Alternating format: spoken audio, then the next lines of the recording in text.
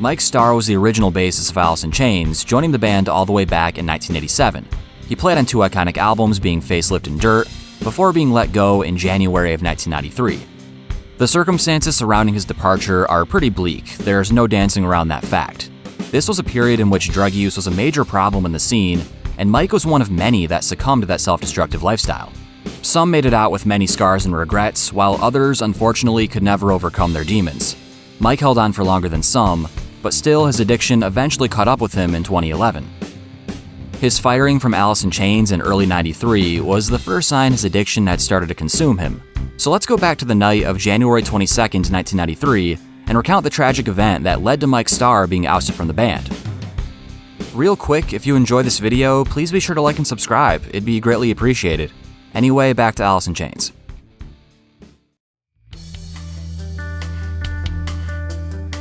Going into 1993, both Mike Starr and Layne Staley had been regular drug users for a good while.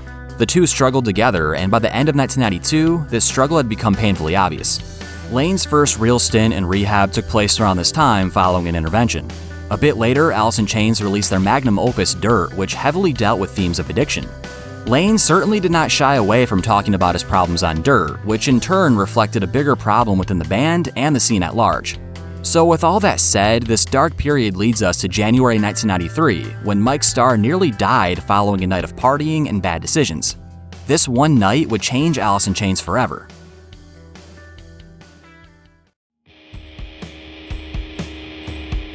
In January '93, Alice in Chains headed to South America to play the Hollywood Rock Festival. This was in the middle of the Dirt tour, and the band had been very busy for the last year. They were scheduled for 2 gigs in Brazil, one taking place on January 15th and the other on the 22nd. Watching some of the available footage online, you see a band truly firing on all cylinders. The guys seem to be giving it their all, and the energy is off the charts. Despite internal issues, Alice in Chains certainly did not disappoint with these shows. Mike Starr in the January 22nd footage, for example, is absolutely killing it. According to Alice in Chains' The Untold Story, Mike actually shot up before the show, which was especially apparent during Wood. But it was after the gig when things got really dark. Little did the ecstatic Rio audience know this would be the final time Mike Starr would ever play with Alice in Chains.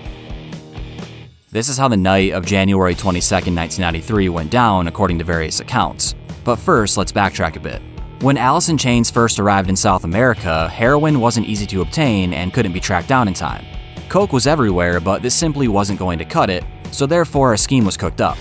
Kurt Cobain, along with Nirvana, were playing the same festival, and he needed H as well. So long story short, Layne and Kurt worked together to get it transported into the country. Kurt paid for the drug, while Layne paid for the plane to bring it down. Once the three could finally get their fix, it was game over. A night of heavy drug use ensued. Both Layne and Kurt shot Mike up a number of times, but this was too much for Mike's body to handle, and the situation quickly went from euphoric to downright scary. Mike lost consciousness and apparently died for around 11 minutes. In the meantime, Layne was desperately trying to revive him. He brought Mike to the shower and turned on the water in hopes of kickstarting his heart. When Mike eventually came to, Layne was crying in a complete mess. Fortunately, this wasn't the end for Mike. Instead, it was a sign of many troubled years to come. Here's a brief audio snippet of an interview Mike gave in 2010 talking about the incident. We were playing a big show, a big festival down in South America, and Kurt had taken me into the room, the bathroom, him and Courtney, and we shot up all night. And then Layne didn't know that, and I went to Layne's room, and we shot up, and I OD'd. And oh, you mean you shot up on top of what you had done with Courtney and Kurt? And Kurt. Yeah, and so Layne didn't know that, and so I wake up and I'm all wet, and I'm laying over the toilet, and I'm in a different room, and I'm all wet.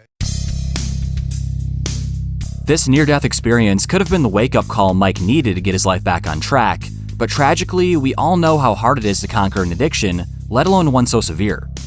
Mike was promptly kicked out of Alice in Chains following this chaotic night in Rio. He then spent the remainder of his life trying to stay sober, but kept falling back into drugs. After years of struggling, Mike Starr succumbed to his addiction on March 8, 2011. A sad ending, but one that honestly was bound to happen sooner than later. Now, there were other factors that contributed to Mike being let go. According to the book Alice in Chains, The Untold Story, written by David De Sola, there was one incident in 1991 in which Mike was caught scalping tickets outside a venue. This was during the Van Halen tour, which is said to be around the time Lane first tried heroin. There was another incident during the recording of Dirt, which led to major tension between Mike and the band. Mike had written a song called Fear the Voices that he really wanted on the final record to get publishing rights. Jerry and Sean hated the song, while Lane tried to back Mike up and show support. However, when Mike got high and called Lane expressing his displeasure with his vocals, things got ugly. There was a heated exchange between the two, which culminated in the song being shelved. The divide between Mike and the guys was growing larger by the day. Lane, Jerry, and Sean had a lot of love for Mike, but in terms of business, there were definitely problems. This was a troubled time in general, especially for Lane and obviously Mike, but ultimately the writing was on the wall. Mike Starr was a damn good bassist, but disagreements and misunderstandings led to a rather toxic situation. It didn't take long before Mike sunk deeper into his addiction, which exposed even more issues. By the time of his near-fatal overdose, his days were numbered in Alice in Chains. There were already talks of Mike's dismissal within the band and crew for a while. That night was simply the straw that broke the camel's back.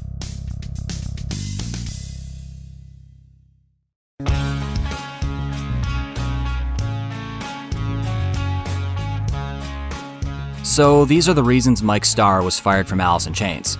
I believe his overdose was the main reason behind his firing. It obviously doesn't make sense for a touring band in the rise to jeopardize their career or take any chances.